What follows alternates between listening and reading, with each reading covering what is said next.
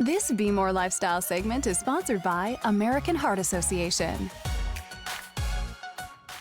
The American Heart Association has just released their 2022 Heart and Stroke Statistical Update. Now, to tell us about its findings is American Heart Association medical expert, Dr. Monik C. Jiménez. Welcome to the show, Dr. Jiménez.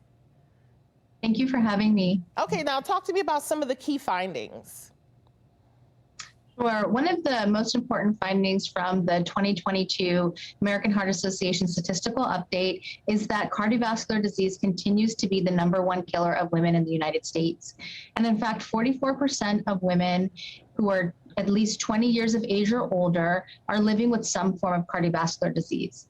Another important contribution of this report was the inclusion of a section on adverse pregnancy outcomes. And in the United States, there have been increasing rates of illness and death from adverse pregnancy outcomes, and these are primarily due to cardiovascular disease. So for example, hypertensive disorders of pregnancy or gestational diabetes. Okay. Now, what is being done to increase women's heart health awareness?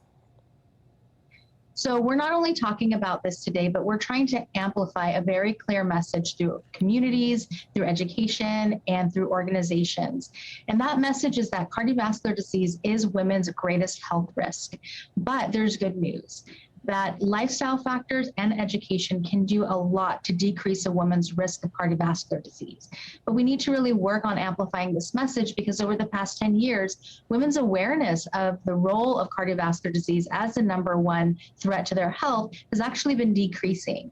And so about 20 years ago, the American Heart Association started the Go Red for Women campaign to really address this and to help women understand how their unique life experiences, such as pregnancy and menopause, can impact their cardiovascular risk. Okay, now how can women take action for better heart health today?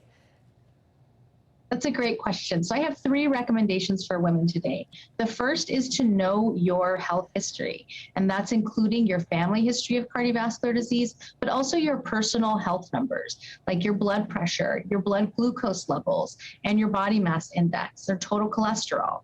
We also want to encourage women to prioritize their health, and that can be really challenging. The American Heart Association is supporting women in doing that through their Reclaim Your Rhythm movement.